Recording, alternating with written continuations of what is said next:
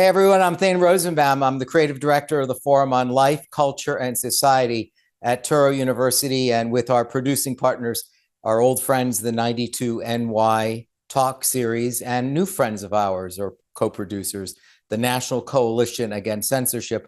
Welcome to the FOLCS Conversation series. Tonight's conversation, censorship in the digital age. You know, we all know about deplatforming, where people are being prevented from appearing on a particular social media platform. But there's stuff that's even worse, right? Like the use of algorithms that are designed to limit your audience. You think you're talking to the world, and you're really not. There's a limit to who you're actually speaking to, as well as if you're using the internet for news, the way in which social media companies and other platforms tailor your news feeds, curate it for you so that you're locked in a silo. We have perfect group of people for this. Three very iconic, charming, well-known First Amendment people and civil liberties people. First, Lee Rowland, who is the executive director of the National Coalition Against Censorship, our new producing partner, she's an incredibly accomplished First Amendment attorney. She, even before this position, spent a number of years at both the ACLU and the New York Civil Liberties Union. So welcome, Lee Rowland. We have Alex Abdo, who is a litigation director at the Knight Institute at Columbia University. And guess what? He too has a longstanding association with the ACLU. I told you we had First Amendment people here.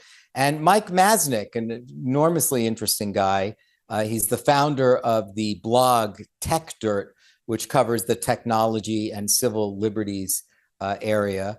And he's a board member on Bluesky. And Bluesky bills itself as a social media company that is open sourced and doesn't do the kinds of algorithmic magic that some of these other social media companies engage in. So welcome, Lee, Alex, and Mike. Let's get straight to it. Do you think that we have a problem with censorship in social media? And I'll ask you why I want to know. It's not just because that's the title of the night.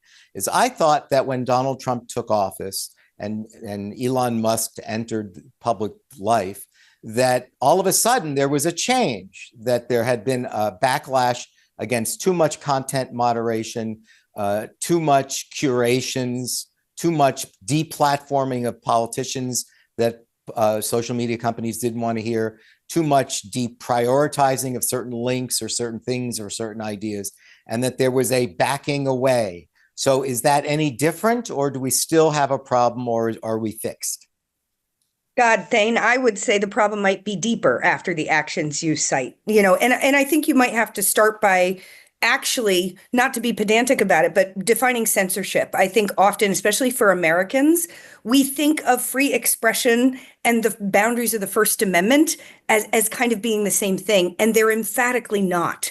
When we're talking online, we are reliant on private companies as the mediators, right? And our megaphones, they themselves are private entities. And under our First Amendment, they have the right generally to decide how they speak, how they associate, how they censor, or as they would call it, moderate content, right? So it's important, I think, to note we're in a kind of free speech 2.0 era where our First Amendment law really doesn't track in the same way into the digital world. So we actually have the challenge and maybe even opportunity of really defining what free expression and censorship looks like online, where the First Amendment is less of a regulatory force at the top. That may be true, right? Because we know that the First Amendment applies to the government's restrictions on free speech, not private companies. That's why people were very confused about the Colin Kaepernick affair, because they said, well, what do you mean? Doesn't he have a right to do this? Well, not in uniform. No. Not in uniform. If the state of California had required all players to stand at attention, now that would be a First Amendment problem. But if the owners of the San Francisco 49ers say, stand up and hold your helmet and be respectful, that's a private company. And so, Lee, you're just saying, isn't that really the position that Facebook and Twitter, X, they're all in the same thing, except for one thing, is that this notion of the public square. Yep. right? That we have an understanding that we believe our founding fathers wanted us to get on soapboxes in public squares and have competing conversations. But we don't do that anymore. In fact, that's one anecdote I want to remind everyone. If we lived in England, we could go to Hyde Park and they have something called Speaker's Corner. They have it every weekend. And you could actually go, it's near Marble Arch, and they have people standing on little ladders and they're making speeches. And we don't really do that. We make speeches on social media. So and people learn their information on social media and the internet. And given that's different from, say, the San Francisco 49ers, that we are in a way deputizing social media companies and internet companies and search companies to play a quasi-governmental role. No? I mean, aren't we literally saying, you are the public square, so behave like it? I think that's exactly the problem that you're getting at, Thane. So I would say that the main problem we have online is centralized control. I do think we also have a censorship problem. I think if you look, for example, at the laws passed by Florida and Texas that were an effort to directly mandate what the platforms can host and what they can't, that to me those are censorship laws. Absolutely. The main problem, though, that I think that people are focused on when it comes to social media is not censorship, but centralized control. We do have a handful of enormously powerful gatekeepers to what you just called the public square. I agree with Lee that the platforms have their own First Amendment rights to moderate those squares in the way that they like. What they don't have is a constitutional right to have a monopoly over the means of public discourse. And I think that's what legislators should be focused on, is depriving them, taking away from the platforms this centralized control. And there are a lot of ways to do that, but they mostly involve economic regulation designed to undermine their centralization of control over these limited public platforms. And we can get into that, but one example of what I'd like to see as a model for social media in the future is exactly what Mike is involved in, which is a platform like Bluesky, which goes out of its way to deprive itself of centralized control of what takes place on its platform by making itself sufficiently open to alternative means of sorting what's there, of giving other people the power to sort. So I'd love to hear Mike's perspective on that. So but that's Mike, how I think of the problem. Is Bluesky the remedy? What you sit on that board? Are they the answer to our question that it's not censorship, it's centralized control, and you, through Bluesky, have decentralized control? Well, we're trying to. I mean, there are a few different elements here. So I want to take one step back and then I'll get to the Bluesky stuff. I think the framing of the question around censorship in the public square, I think that the analogy sometimes breaks down and I think it gets confusing. I would like to think of the internet itself as the public square. That is a place where anyone can participate. They will rely on certain intermediaries, but with the internet, anyone can post things in a number of different places. That doesn't mean any one private entity within that arena should be required to host all speech. So I generally think that the framing of Facebook or Twitter or YouTube as being a public square, or Twitter or X or whoever, I think it's wrong to think of any of them individually as the public square. They are private entities on the public square. And if you don't like what they're doing, there are other places where you can express yourself. And to some extent, the framing of censorship here, I think also distracts from the point, which is that at this moment, we have more most people have more ability to have their voice heard than any time in history. But is that true? I think it is absolutely true. I think it is undeniably true, because if you go back in history and you look, if you wanted to speak beyond just your neighbors or the people nearby, you had to rely on an intermediary who mostly wouldn't let you speak at all. You had newspapers or magazines or radio or TV or book publishers, or movie studios, record labels. Saying high barriers to entry. Exactly. And with the rise of the internet, what we got was more ability for more people to speak. You still relied on intermediaries, but most of them became intermediaries that were enabling more and more speech. The fact that they have certain rules that they will perhaps remove you from the service because you violate their rules, I don't think is an attack on speech. I think it's just that corner of the internet has enabled new rules for more people to do. But it is an attack on speech. If any of these social media companies restrict the range of my audience. I go on social media per se, and I think, here I am, Thane Rosenbaum, I'm speaking to the whole world. But what I don't know is Facebook hates my guts, and they only want me to speak to my cousin. And he's the only person who gets my feed. He's it. So me and my cousin are talking, and I'm walking around in a delusional state, thinking I have an opportunity to get on my soapbox, and I have less of a soapbox than I do standing on one in a park. Sure. Well, well, no, I don't think that's necessarily true. I think what is happening is you are relying on a particular intermediary, and you may have particular expectations of them, but they get to set some rules if you're using their property and their technology for things. That is what Bluesky is trying to do differently to get to Alex's point. That's why I'm asking you, right? Yeah, which is that Bluesky is viewing it as, what if one company doesn't have so much control over the space, and that if we open up the system and allow others to offer their own services, that interconnects and interoperates with the rest of the people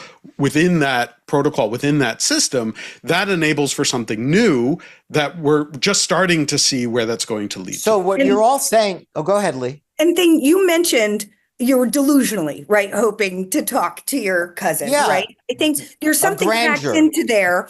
There, I think, are two different concepts in there for me. One is, do you have a right to an audience, right? And generally, no. And that's true whether it's a soapbox or a website, right? Having a forum is different than having the megaphone, whether or not anyone is listening. But the delusional part actually speaks to a really important part of this that I think kind of gets back a little bit to Alex's comment about scale and monopoly, which is, you should, if we want to use the marketplace of ideas analogy, which I think in a lot of ways is helpful, right? As a consumer of speech reliant on these private intermediaries, you would like to think that you had a meaningful choice, right? That Bluesky represents one type of way of interacting with the speech medium, and I might choose another that's better for me.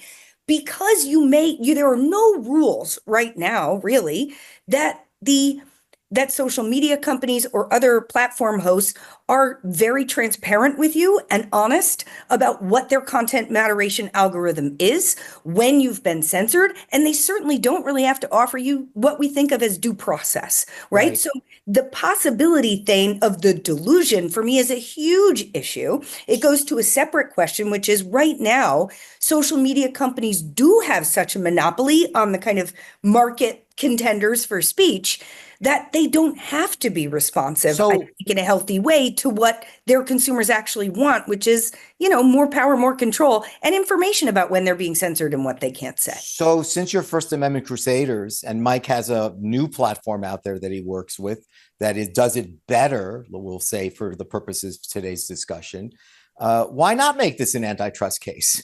We know that these social media companies and internet companies are getting hammered by the Justice Department just recently, right? Alphabet, Google, all of them, Apple, they're getting hammered when it comes to their market power, when it comes to search, when it comes to advertisement. What if there was the way to respond are either through private antitrust actions or to say to the Justice Department, you know what? Here's another way to look at antitrust. They have dominant market position, and they in fact collude with each other. They hate Mike's guts. They don't want Mike to succeed. They hate him. They want to sabotage Mike. They don't like this open source idea. Who is he to come up with that fancy idea? So why is it that we are not hearing that as saying, let Lee Rowland have her way. Let it be that you give everyone the best chance possible to have their soapbox. I think you are seeing, sorry, go ahead, Mike. I was going to say, I don't think anyone denies that antitrust is a part of how this is going to go. But I think if you look at the way that antitrust law works and how it is working right now, is that it's a very messy process, right? We just got through a very, very long antitrust process with Google, which started under the first Trump administration. At the very end of the first Trump administration, we finally just now, 5 years later, got to a remedies point, and the remedies were fairly limited. And I don't think they're going to actually change the market in any significant way. And there may still be appeals. antitrust is slow, it's messy, it's clunky, it involves a huge process. And in fact, we're even seeing in the results of this antitrust ruling that just came down, the fact that the market itself has changed in the meantime. The judge himself was sort of shocked at how much that just between the original trial and now the remedies part of it, that AI search suddenly was changing the market for search for Google. So I don't think anyone, well, I don't want to speak for my other panelists, but like, I don't think anyone is against antitrust. I think it is a part of the equation, it is a piece of the puzzle, but it's slow and it's messy. And I think that there are other approaches that are more important in the meantime, including just building up something better. I mean, that is what Bluesky is trying to do, where they sort of feel that if they can build a product that is actually really, really good, people will start to move over to it. And it's what we've seen. There's 38 million people who have signed up for Bluesky in the last couple of years because they, you know, in some cases, they see this vision of something that is better where they have more control rather than some billionaire somewhere. Alex, you want to add to that? Or should I move? I do, because I agree with everything Mike said, and I would just add to it this, which is that you have to attack the core source of the problem. The reason why people don't leave Facebook, they don't leave X, or they don't leave, you know, some of these legacy social media companies, hopefully they'll become legacy social media companies, is not because they don't want to, or not because they're dissatisfied. It's because they have a decade or more of social contacts built up, you know, social contacts and culture built up in these platforms, and they just can't leave without giving all of that up. And that's a lot to ask of the consumer. What that problem You're saying really my whole is, life has been on one of these social media companies, and they own my life, and they don't. It's their home. I can't ask for it back. That's right. And these platforms, they don't work with one another. You're not tied into Gmail, for example. If you want to leave Gmail, you can. You can take all of your email with you. You can go to another email provider, and it will all just work because the email protocol is what people call interoperable. One works with the other. You can email from Gmail to Yahoo to Fastmail to whatever, but that's not true for social media. And so one potential solution, which is in the nature of the antitrust toolkit, is to require the platforms to be interoperable, to make it so that it is a more competitive and even playing field. I'd like to see that solution. Absolutely. So I want to talk about something that Lee said, because she said, for better or worse, we should use the word marketplace of ideas, because she's right. We're all First Amendment people, and we understand that, Abrams versus the United States, Oliver Wendell Holmes introduced this idea, which, I think is worth debating for a moment here, that the marketplace of ideas exists, that it's good for representative democracy, that the founding fathers had this in mind when they had, in fact, adopted the First Amendment. They thought they would make us better citizens if we had the freedom to speak and freedom to hear and freedom of access. And that, according to Holmes, it's really like a marketplace because the better ideas will win out. So just open up as much speech as possible because the better ideas will win out over bad ideas. Except that's not true. I mean, if it were true, we wouldn't have Nazis. We have Nazis. I thought the Nazis lost in 1945. Why are they still with us? It's not like I invented a better toothbrush in a marketplace of dental products, and therefore yours now becomes obsolete. Nazi ideology doesn't become obsolete. So that means that maybe we have a higher burden to say, if you're serving in the role of a public square, we have to do something for you. We cannot just let you operate like any private company. Something needs to happen in order to ensure public access, public information, the idea that the news itself is truthful and not misinformed. Is there any argument to looking at these entities as public, as common carriers like trains, where we say, we know you're a private company, but we have to step in because otherwise you're going to discriminate against an African-American and not let him on the train? There, I think, is a huge appeal in considering the massive public benefits, right? Something that is an actual resource that is at an institutional level for everyone. I think it's hard for me not to smirk. It's a bit rich to consider calling individual people, social media sites, individual URLs, right? Something like a common carrier, because many people in the free speech community although it was controversial, many of us, and certainly including ACLU, where I used to work, and now the National Coalition Against Censorship, certainly were in favor of net neutrality. And we said, whatever we do with the top layer that's actually presenting content to people, we have to be really cautious there, right, with government regulation, because it's actually made of ideas, right? But when we get to the lower level, when we're actually talking about the backbone, not before they monitor your call, can you call your cousin, right? Will they connect you? We've generally lost on that fight as a political matter. And folks have, I think, generally in bad faith, but made some arguments that the First Amendment should prevent net neutrality. So I think, it's an interesting thought experience as to whether or not you could go farther and consider the actual public spaces or kind of open spaces of individual sites or apps a kind of common carrier. But our public policy is leagues away from getting there. At a very basic level, we first need to establish the internet as a common good and a common carrier and our ability to connect. Before we get to the content layer, we're inviting the government in. We also have to be really mindful about viewpoint-based shenanigans, kind of motivating the government's regulatory approach there. And you're more worried about that shenanigan than the shenanigan being perpetrated by the internet companies. I'm worried about both. And when I said marketplace of ideas, look, Shane, I share some of your skepticism about the moral arc of our kind of public conversation always bending towards the better, right? I get that.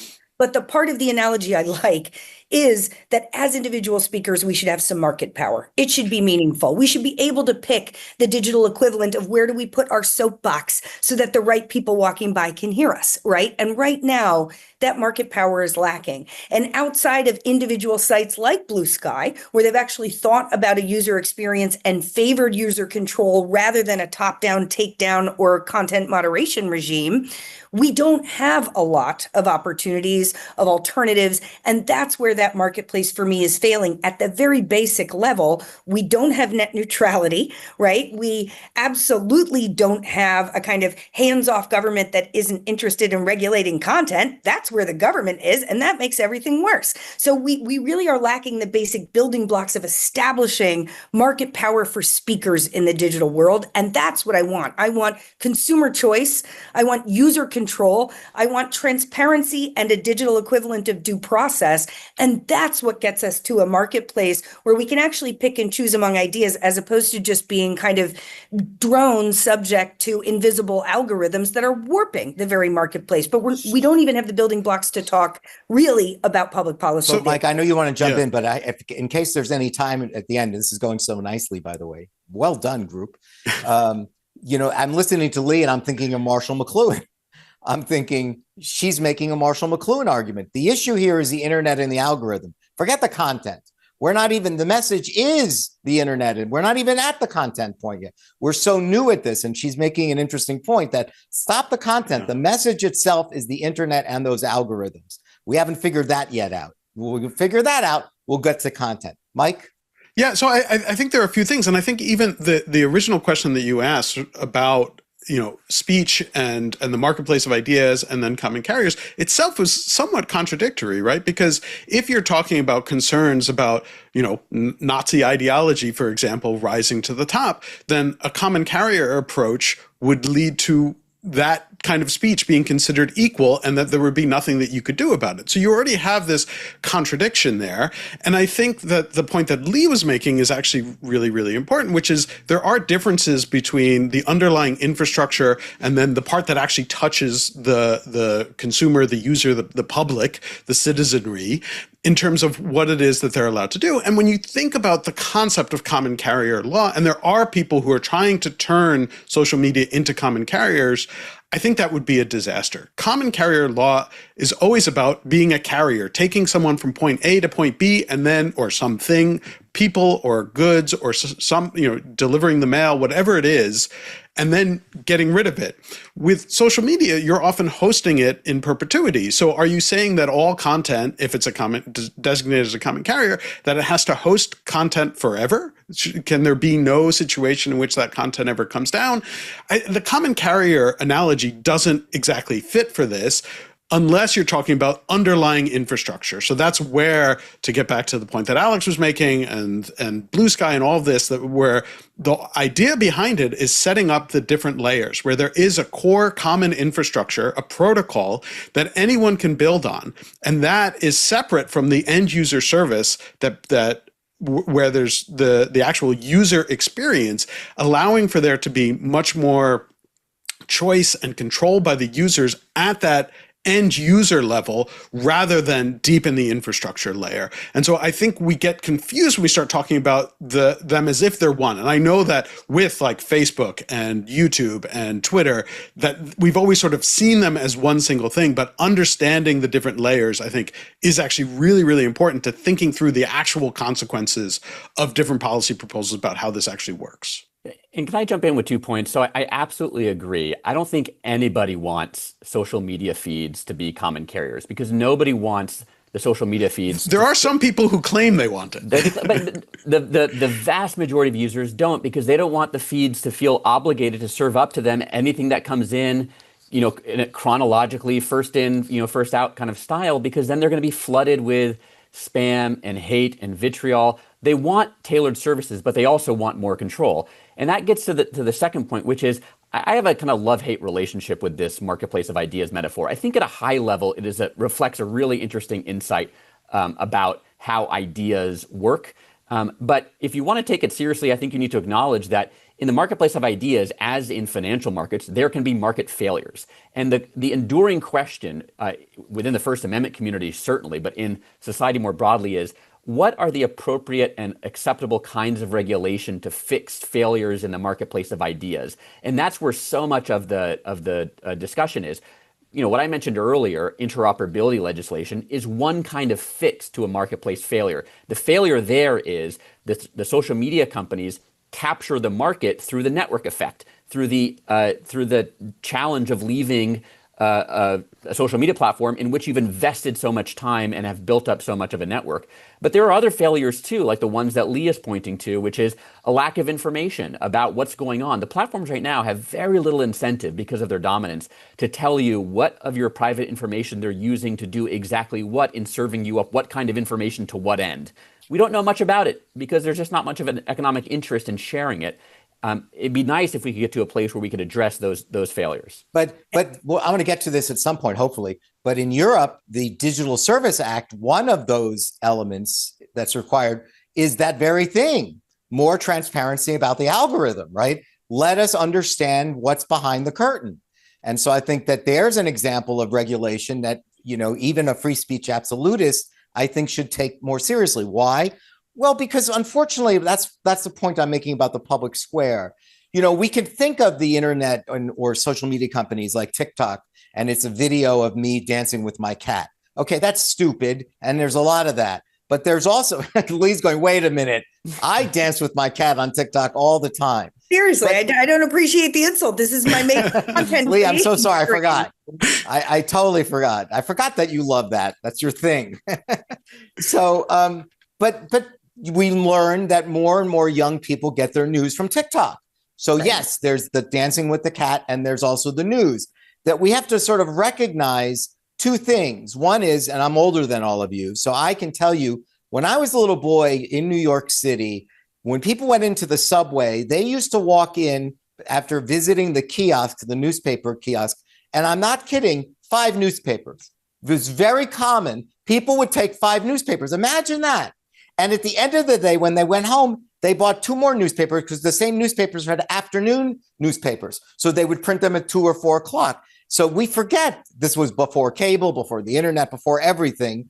And in that situation, that's how you could be a well-informed person, right? But we don't have any more the Fairness Act, which is another issue that's interesting here. That could be, remember, there was a time until it was repealed that in order to have a broadcasting license, you had to obligate yourself to cover controversial topics and to give more of a diversity of viewpoint. So that means you can't have MSNBC or Fox, can't have either one of them. That in order to have been CBS News, it had to be that no one knew whether Walter Cronkite was a Democrat or a Republican. That's actually astonishing that he had a third of the country, and he was anchoring the news, and 2/3 of the country, everyone was listening to this guy, and they didn't know what his politics are. So if you look at that reality of this is the role these entities play, and to go beyond the cats, but go, this is really they serve a public function, and therefore we can't let this be the Wild West. We have to have something that ensures that misinformation, that people actually get the right facts, that they don't walk around thinking something about the vaccine that they shouldn't, or something about Hunter Biden's laptop that they shouldn't. And I'm saying that's really what's here, that I don't see enough of an acknowledgement of the importance, not here with you guys, but just in the general public conversation about who these entities are and how much we rely on them.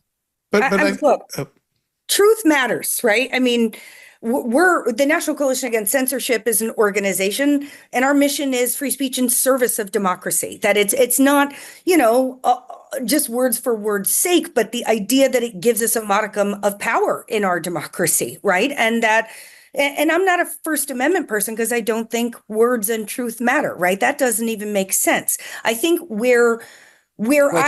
can you explain that again, Lisa? I'm not a First Amendment person. I'm not a First Amendment attorney because I don't think words matter. Oh, I see. You're not a pure free speech absolutist. Right. I'm not a nihilist.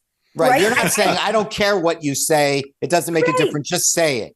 I get up in the morning to defend free speech because I think words matter. And part of that is truth. I think where I bristle at how you presented that is, I don't think having government as arbiter of that truth is likely to lead us to a place where either my dumb marketplace analogy works better, or where we actually come closer to some objective truth. It has to be at the architectural level to fix what's broken about our ability to talk to each other. The reason that untrue content goes viral is because there's a powerful economic or political incentive, right? And that can happen at scale because there's very little competition, right, among the different entities, particularly social media companies, and because there's no data regulation. We have basically no data privacy law in the United States. So the economic incentives of having our data, of having, as Alex pointed out, an entire digital footprint of our life for years, right?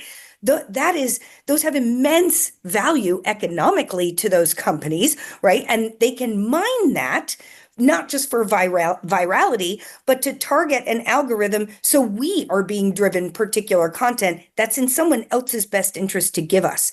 And while there is an appeal of some kind of magic wand to fix it all up and have an arbiter of objective truth, I actually think that system is only possible because we don't have data privacy protections and we don't have a true diversity of options. So we all become captive cogs in a very profitable data machine. And I think that is hard to draw an analogy to something like the Equal Access Act, for example, where I have some empathy for the rule. Common carriers are being given a huge benefit from the government because they get to run on the cable spectrum, right? Much like a lot of the internet infrastructure. And we want to recognize that part of the government return on investment, right, of offering these massive companies access to our core cable broadband spectrum is that we're going to ask you to give declared candidates equal time by parties. Now, whatever heartburn I may have about that kind of more socialist regulation of speech, it is at least an objectively identifiable one. These are registered candidates, right? And you kind of have to give them both equal time. Putting aside my nihilism about whether or not the two-party system is working as well as it should be for democracy, there's not really a way to apply, I think, a similarly objective and administrable content rule on the internet. So I just favor looking at the architecture and fixing it so it looks something more like a functioning market before we get to, we need the government's help to figure out content and truth. That to me is far away from where we should be. Can I just respond to that real quick? I think a lot of the discussion is we're talking about symptoms, not the underlying disease. And I think that's what Lee is getting at. I think it's what Alex was getting at originally at the beginning of this conversation where he was talking about control.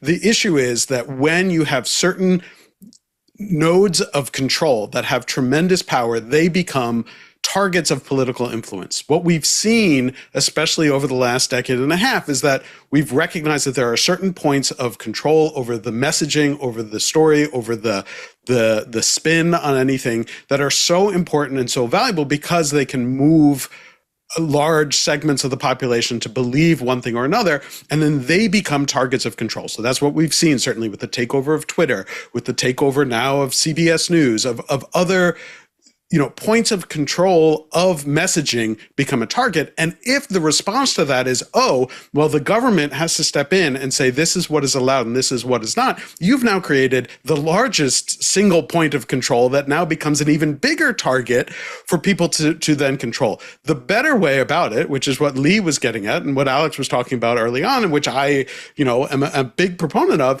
is that if you can move away those points of control, move away those points of concentration, then you lose that ability for any one person to target that, to control the message for political reasons or for economic reasons or whatever it might be. Spread that out and we get at that rather than going in and saying, well, we need a rule to fix it at the end. That's the symptom. That's what we find out after we've had all these other problems that led to this. And what we're trying to get at is, can we get to a world where that isn't even possible, where no one has the ability to take that kind of control over anything? Then you don't need a rule that says, oh, everybody needs to be fair or misinformation shouldn't be allowed, because there isn't someone who is powerful enough to make that message resonate in a way that twists.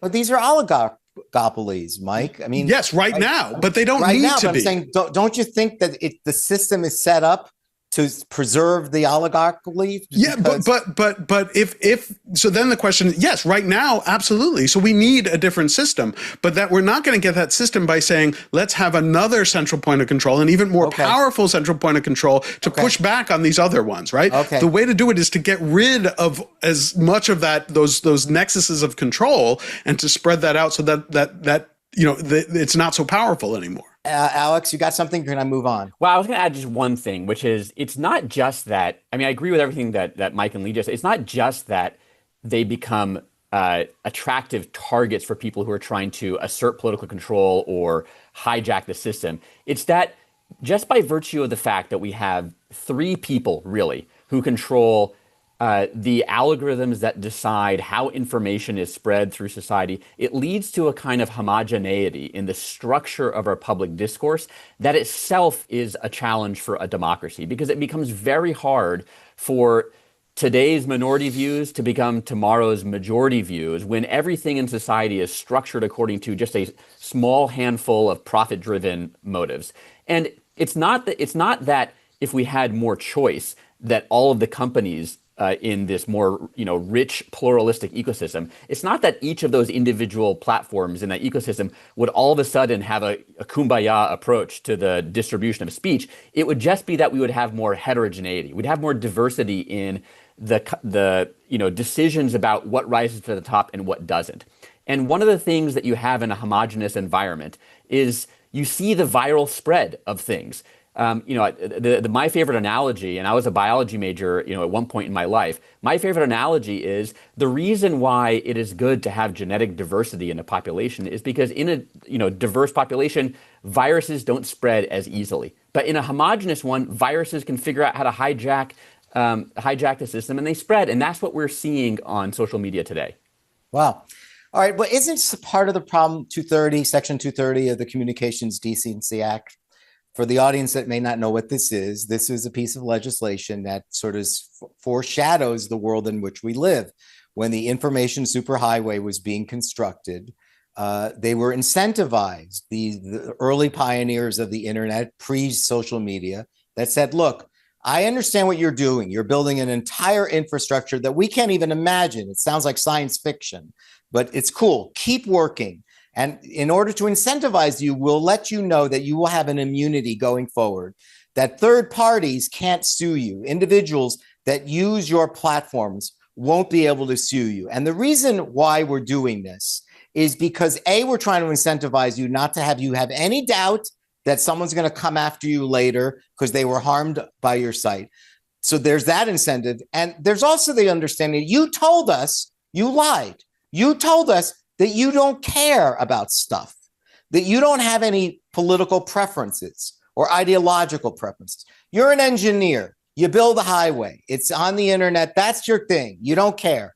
But what we learned in some of these presidential elections, oh my God, they care, right? Before Twitter cared, everyone cared. And that's really where a lot of this backlash came from. They said, wait a minute, I thought that this would be an open field in which you guys would show no preferences or any prejudices.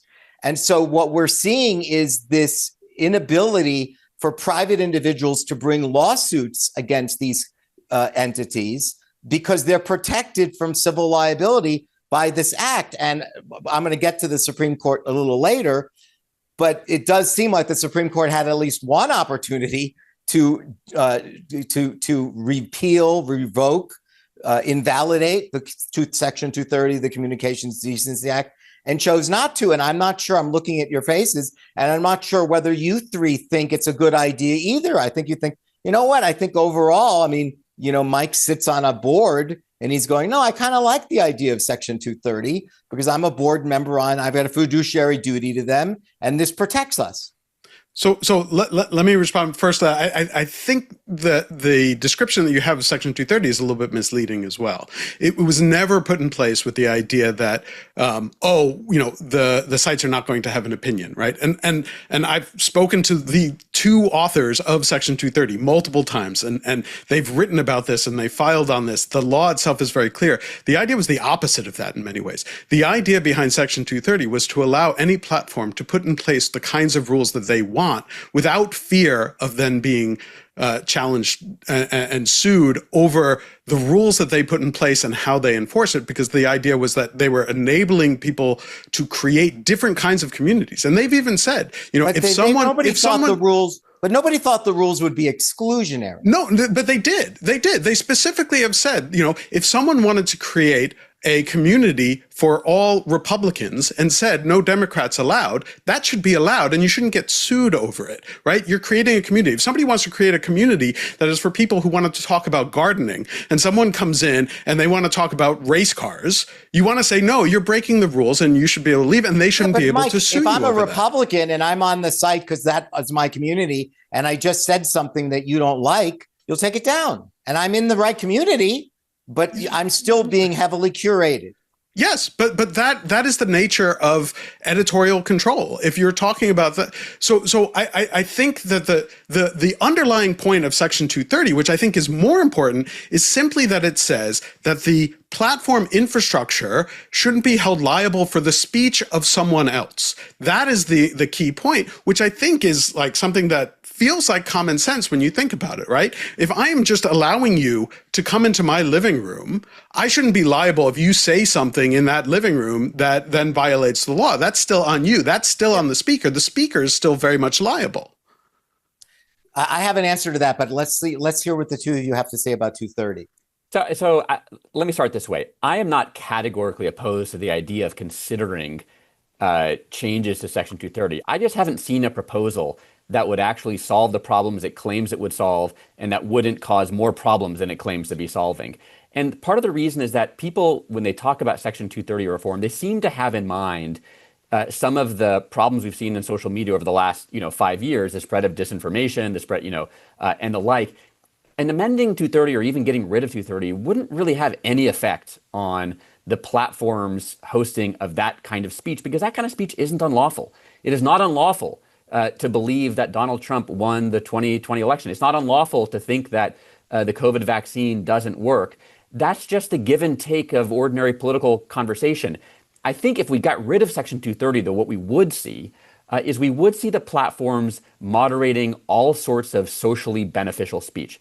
Anytime somebody made an accusation on social media of, say, harassment in the workplace or abuse by, human rights abuses by a company, those sorts of allegations absolutely would get over-moderated in a post-Section 230 world, because those would be potentially defamatory statements, and the platforms would have absolutely no way of knowing, no way of adjudicating the truth of those statements, and so they would fear liability. And if somebody accused a major CEO of harassing his employees, the platforms would have an overwhelming economic incentive to take down that accusation for fear that that company is going to sue. And they'd have almost no incentive to keep it up because they don't care all that much about any individual post because they have billions of posts on their site every single day. So that is my concern. Like I said, I'm not categorically opposed. I just haven't seen a productive proposal. I'm totally with Alex, not categorically opposed. I don't think Section 230 kind of was, born out of the forehead of Zeus or whatever, but it did, I think. I will give it credit for being fairly prescient about what the young internet really needed to be a viable form of media in a way that it wouldn't, the same liability structure that we use for newspapers wouldn't have been practical at scale, right? There is not actually a human hand reviewing every bit of content. In order to enable user submitted content, in order for a site like Yelp to ever have come into existence, 230 needed to exist. And so are there alternatives where we could get that slider better? Maybe in theory, like Alex, I haven't seen one. But what I worry about now about amending 230, given how the internet has formed and to the extent we have diversity of opinion on there, 230 is a major contributor. And the way that it's structured now, I worry that if we revoked Section 30, right, if we just got rid of Section 30, there is no question that that would deepen our existing problems of concentration, monopoly, and homogeneity. The reason we have diversity of opinion right now is hugely because of Section 30. And this is a really, really important point that I think often gets missed in the debate of Section 230. What Lee just said, if you were to remove Section 230, let's just say we revoked it right now, what would happen would be certainly a lot more lawsuits. But the lawsuits, most of them would be over protected, legal, First Amendment protected speech. Companies like Meta would win the lawsuits. They would cost a lot more than they do under Section 230. This is all like deep in the technical weeds, but like with Section 230, you get those lawsuits tossed at the earliest stage. It costs maybe $100,000. Without it, you have to run through a huge process, which is probably $2 million. Facebook, Meta can afford a bunch of these sort of $2 million lawsuits. The small companies like Bluesky and others cannot. It would drive them out of business and it would leave the biggest centralized companies in place. So let me respond to what Mike said earlier, which is to say, well, it kind of makes sense. Why should an internet company be responsible for what some third party posts? And what I would say is that the Supreme Court largely agrees with everything Mike has said, because with the exception of this most recent case in Texas with the age verification for the use of pornographic websites, for the most part, the Supreme Court has been ruling 9-0 in favor of internet companies. And here's the one that I want to raise, because most people don't know about this, you three do, and this is my answer to Mike.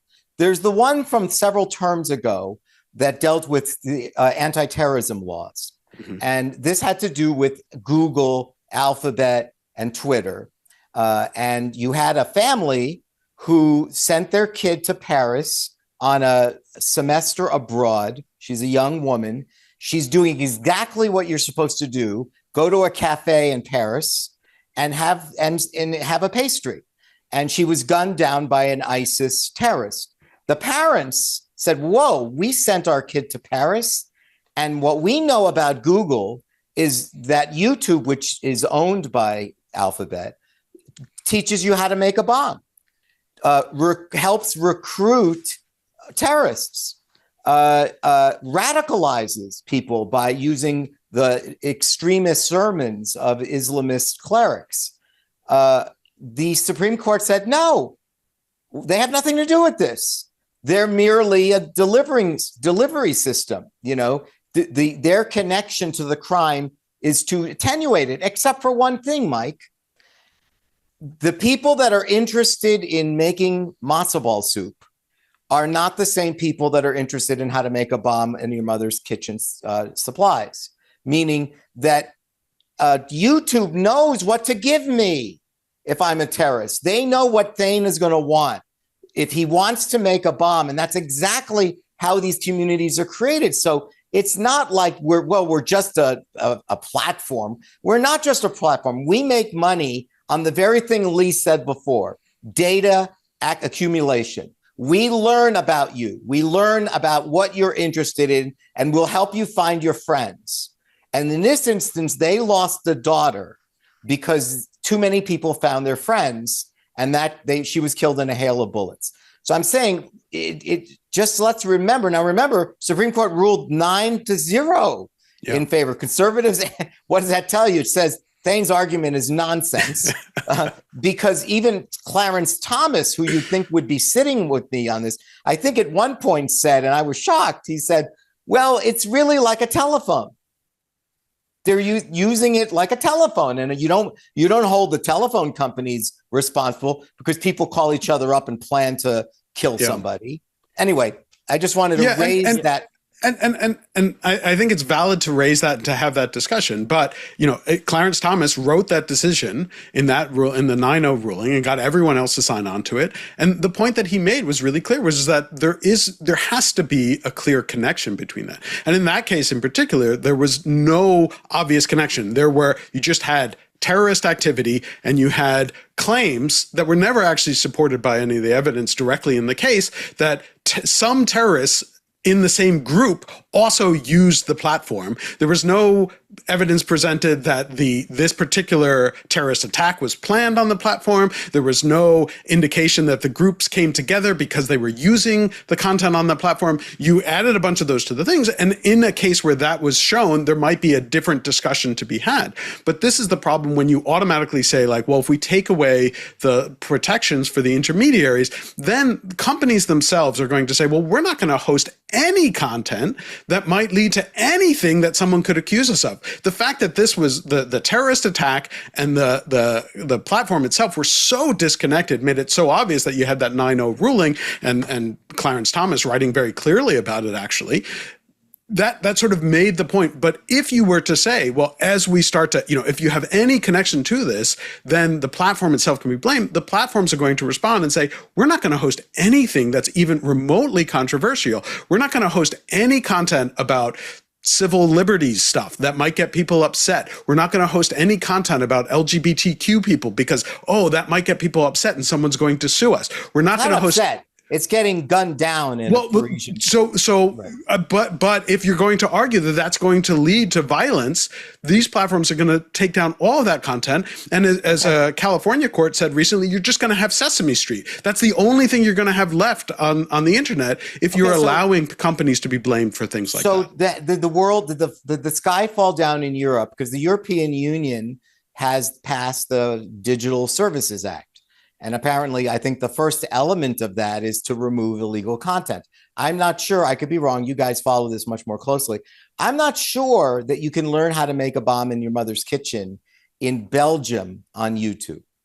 Well, but part of the problem, I'm not sure you're allowed to. I think that YouTube knows that in Europe, oh my God, we cannot have stuff like this on because we're going to get fined and slapped around. And there's a lot of consequences in Europe for this. But the facts of, there are actually two consolidated cases that you're talking about. The facts of those cases were horrendous. But part of the problem, which Mike was kind of alluding to, is that they were not based on allegations that the platforms had actually trafficked in unlawful conduct or unlawful speech. They were based on allegations that there was some broad and nebulous category of speech known as terrorist speech, which is not a category of speech that any court has ever said is unprotected by the First Amendment, kind of like bomb-making speech, which is also protected in the United States. And if you're going to hold that the platforms can be held liable for that kind of speech, that's actually not a rule that's specific to the platforms. It's a much broader rule about just blowing up, standard First Amendment protections in a context where, doing so is going to have all these ripple effects that Mike is talking about. If what we were talking about were just really narrow rules about specific kinds of speech, it'd be easier to have the conversation. But that's not what those cases teed up. So, no, I was going to say, so Lee, you and Alex probably have buddies in Europe who do the kind of work that you do. Yeah. Right? You've probably gone to symposia and you hang out and talk about stuff. That's you might have discussed this. Or what do they tell you? Do they say, you know what, this regulation is just terrible on censorship grounds? It's terrible for free speech grounds. People forget that we are way more permissive when it comes to free speech than Europe. In the United States, in Skokie, Illinois, you can have a gathering of neo-Nazis marching on a community of Holocaust survivors, and there'll be Jewish lawyers representing them for the ACLU. And that's been considered an enormous victory for free speech and civil liberties in the United States. People are really proud of something like that. But in Europe, especially in Austria or Germany, if the neo-Nazis want to march, they march them straight to jail. And the question is, are we better off having them march in front of the Holocaust survivors than what they do in Germany? Or is it just so abusive that free speech and civil liberties mean much less in Europe precisely because of these restrictions? Thane, there are so many things baked into that question. There are so many ways I could respond to that. I think I'll pick two. The first is fundamentally caring about free expression and the First Amendment is an American worldview, or at least mine is, right? It is rooted in US culture and the kind of constitutional order that we have. I feel personally a little uncomfortable exporting that to other countries and other countries with some sense of superiority. I mean, we also have our Second Amendment slider set in a very different place, but I think other countries have different histories and different contexts where I'm not going to say we're right, they're wrong, certainly not on that one. And they have such a completely different cultural context and history that just cherry picking the First Amendment and kind of shaming another country for putting the slider in a different place, not my jam. And I don't think it's particularly helpful because it's a uniquely, I think, American policy question when we're talking about the First Amendment and its protections. But at the same time, I have taught, for example, comparative international free speech and what that means and looks like in different countries. And the one bit of self-satisfied, I guess, American backpatting that I occasionally allow myself when I've taught those classes is to highlight that European countries that have, for example, hidden the swastika do not necessarily result in places with fewer Nazis, neo-Nazis, or even neo-Nazis winning elections, right? But just to take rural northern France as one example, right? So I think it's tempting sometimes to compare directly, but I think the question is, it feels almost ineffably philosophically unknowable to know whether that the moral arc of the universe or human dysfunction, improves or gets worse based on whether we hide the speech and evidence of the ideas in people's head. But what I do think is universal is speech rights impact culture. And that's a reciprocal kind of, right? How we talk about the Overton window or the fact that most Americans will kind of pull out of their pocket at some point if they're talking to a free speech lawyer, the phrase, everyone knows you can't shout fire in a crowded theater, right? That's not true. And it's like fingers on a chalkboard to a First Amendment lawyer, but the cultural fixation it has on people is so real. So law and culture, particularly in one country, just reverberate with each other. And we're now at the tail end of 100 years of First Amendment law and grappling with that as part of the values that we expect and think about when we're talking about the internet. That's just true. And the second thing is hiding speech. Look, speech can cause harm, psychological harm. Like the idea of a survivor confronting an actual Nazi is not without harm. And I don't in 1977. In 1977. And by the way, Skokie, Illinois was a town made up overwhelmingly of survivors. And that's why they picked that town. Intentional choice. Exactly. So, and I know the history, Thane. It's just important to remember this wasn't this was a targeted attempt to cause harm in the community, at least mentally. And I don't think it hurts the First Amendment or hurts free expression to acknowledge that. The question is, at least under our First Amendment regime, is it better or worse to hide it? And what is the outcome we're looking for? If we're simply talking about protecting someone from the acute psychological harm or discomfort they're feeling in that moment of confrontation, that's a reasonable question to ask. But for me, I think of free expression as a broader right in service of democracy. And as I mentioned before, something that ensures that individual people have some power in their collective democracy. Like you can't shut me up before I try to believe and associate and print and petition the government, right? All those actions in the First Amendment, those are the actions of a free people that have the ability to speak back to their government. The use case I'm worried about, and I think I have to be, with no lack of empathy for the harm in that moment, is just hiding those ideas or giving the government the ability to hide those ideas or censor them, is that more likely or less likely to maintain our democracy? Alex? Fundamentally, and I think it's less likely when we give the government the power to play that gatekeeper. It doesn't make the ideas go away, but it centralizes and gatekeeps one entity, our government's ability to control that dialogue and pick winners or losers. Lee, just to be clear, you're saying, I'm not disagreeing, you're saying that in some instances, speech has a way of undermining liberal or representative democracy. It's not great. I wish it didn't happen, but I think it would be worse to try to regulate. It's the lesser evil, and I'm comfortable calling it an evil. I hesitate to try to add to Lee's really eloquent explanation of why free speech matters. But let me add two things, or let me double down on one and add another. Well, but when you do this, Alex, one of the things that Lee didn't respond to that maybe she'll come back to is, what do you hear from your compatriots in Europe? Right? Are they complaining? Are they kicking the curb? Like, how upset are they? They're going, you know what? Well, as it turns out, it kind of works. What I've heard from like colleagues of mine in Germany, for example, is that the table has turned so entirely in the other direction that that Germany is now cracking down on pro-Palestinian speech in a way that would make anyone committed to a notion of free speech blush. And I don't think it has led necessarily to some kind of policy nirvana or outcome nirvana. But at a higher level, I'd say this.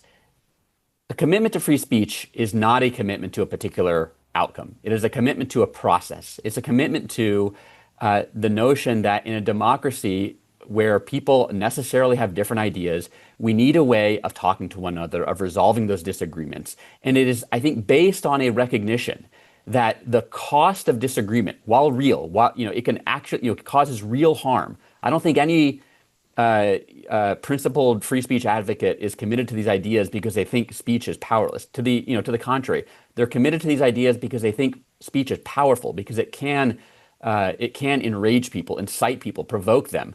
But it reflects the notion that generation over generation, we cannot succeed as a plural society unless we have ground rules that everybody can abide by for resolving our disagreements and arriving at a policy decision that not everybody will agree on, but they will agree on the process by which we got there.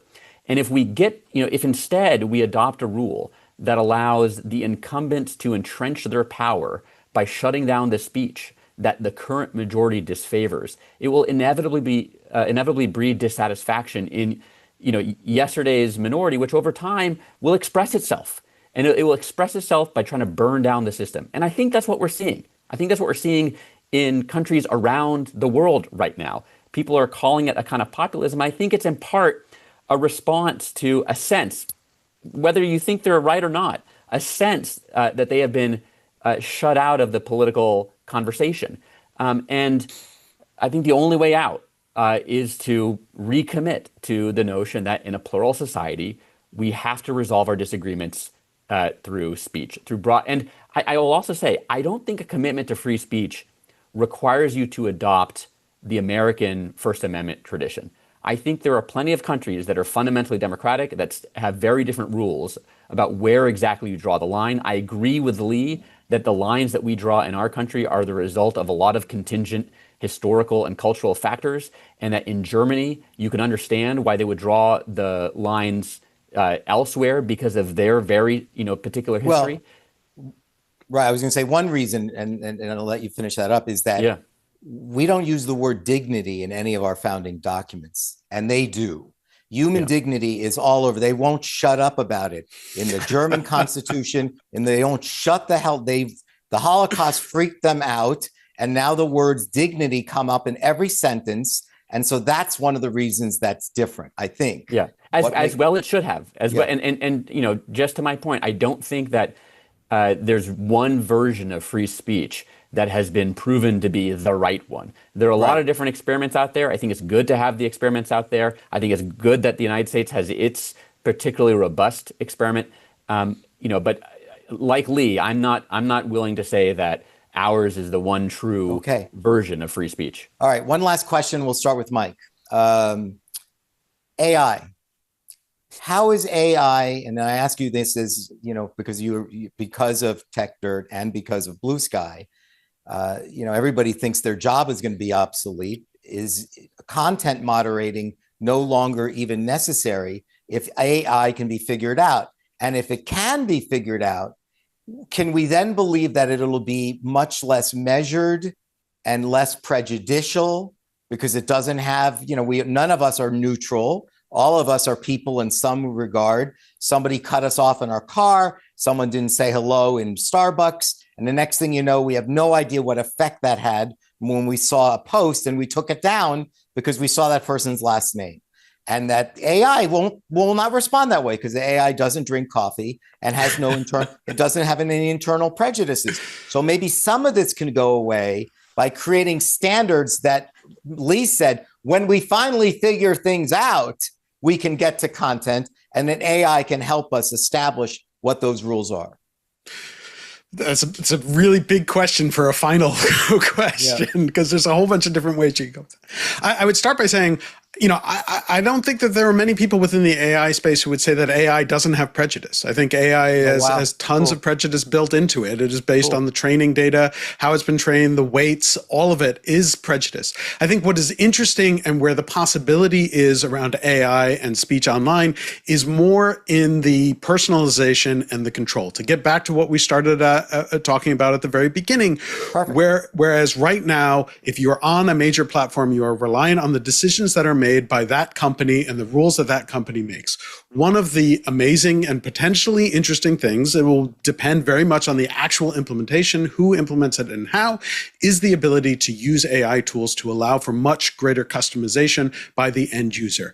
What if I want to say, I don't want to deal with any politics on Wednesdays? I have just decided Wednesdays are not my politics days. There's no social media platform that's going to do that. But if I had an AI tool that would handle the moderation for me, it could take into account the specifics of my situation, no matter how weird or strange they are, and perhaps present a better, more customized, more personalized world in which I am in control, not Mark Zuckerberg or Elon Musk or some random billionaire who has their own interests. And so I think where the interesting part is with the AI being able to allow for much more personalization, at the same time, also ending the process of right now, the way that content moderation works is actually a whole bunch of humans who are exposed to a whole ton of awful content that they have to spend their lives sorting through to protect other people. And often it is marginalized people, it is people in foreign countries that are not well off, who have no better job opportunities, who are then forced to effectively suffer through being exposed to terrible content.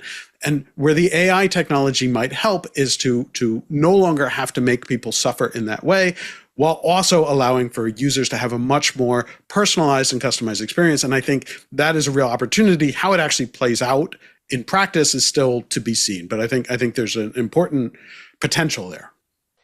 All right, I'm afraid our evening has just come to an end. We may have discussed censorship, but we had a very open dialogue, robust conversation about the dark side of the internet and whether or not, yes, internet providers, social media companies, yes, they have First Amendment rights that the government can't tamper with. But do these companies owe any First Amendment obligations to their audience? And that's what we discussed today in a very, I think, entertaining and smart way, which is sort of the FOLCS style. I want to thank, of course, Lee, Mike, and Alex. We hope to have you back. And until next time, I'm Thane Rosenbaum for FOLCS, the 92NY Talk Series, and the National Coalition Against Censorship. Good night, everyone. Thank you. Thanks for having us. Thanks again, Thane.